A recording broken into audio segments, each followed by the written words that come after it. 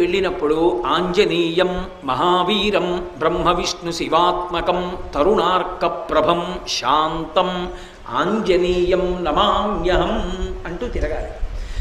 పరమ మౌనంతో ఆ శ్లోకం ఒక్కటి చదువుకుంటూ గర్భిణీ స్త్రీ ఎలా తిరుగుతుందో అలా తిరగాలి.